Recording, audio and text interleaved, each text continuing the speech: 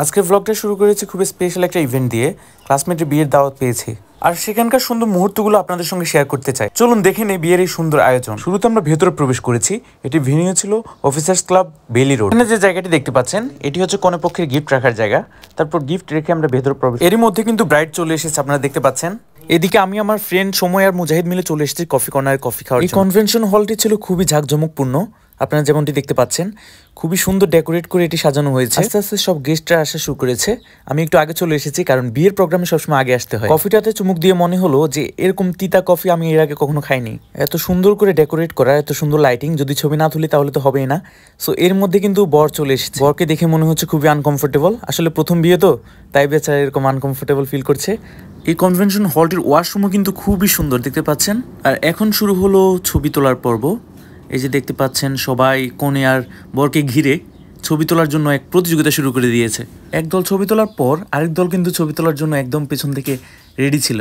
আর এদিকে আমার বরকে একটা প্রশ্ন করতে খুব ইচ্ছা করছিল যে আপনার অনুভূতি কেমন। বর আর কনের সাথে এত বেশি মানুষ ছবি তুলতে আসছিল, আমার কাছে মনে হচ্ছে কোনো সেলিব্রিটির সাথেও এত বেশি মানুষ ছবি তোলে না। এদিকে খাবারের পর্ব শুরু হয়ে গিয়েছে। আমাদের ডিপার্টমেন্টের সব স্যার ম্যামরা এসেছে। এখন স্যার আর ম্যামদের সাথে ছবি তোলা হচ্ছে। কিছুক্ষণ পরেই স্যার ম্যামরা আমাদের ডাক দিলেন যাতে আমরাও ছবি তুলি তাদের সাথে। খেতে বসলাম, ক্লিন হলে তারপরে হচ্ছে আমাদের খাবার দিবে।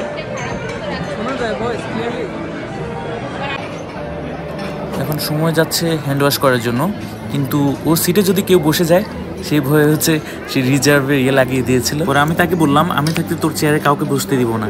এখন আমরা খাওয়ার জন্য একদম প্রস্তুত। এখন আমাদের খাবার দিবে। সবারই আসলে খুব ক্ষুধা লেগেছে। খাবার দিবে শুনে সবার চোখে মুখে হাসি।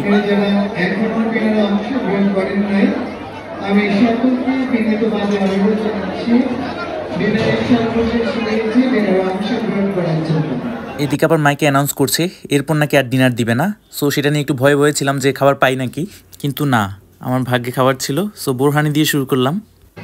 তো অ্যাপিটাইজার বা স্টার্টার হিসেবে ছিল রুমালি রুটি, চিকেন, এর সাথে ছিল কালাভুনা। রুমালি রুটিটার সাইজ একটু আপনাদের দেখাই, দেখতে পাচ্ছেন ইয়া বড় রুটি। রুমালি রুটির সাথে এই চিকেনটা খুব দারুণ লেগেছে আমার কাছে খেতে। এরপর খেলাম কালাভুনা দিয়ে, এটিও অসাধারণ ছিল। ডিনারের মূল কোর্সে ছিল হচ্ছে কাচ্চি। কাচ্চিটা অসাধারণ হয়েছে, দেখতে পাচ্ছেন একদম ছিটে পুটে খাচ্ছি।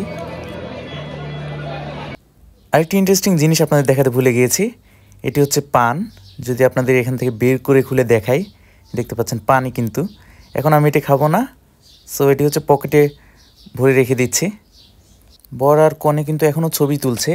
বরের জন্য দেখতে পাচ্ছেন একটি আস্ত খাসি রেডি করা আছে। এক্ষুনি কিন্তু তারা এসে পড়বে। এই যে তারা এসে পড়েছে।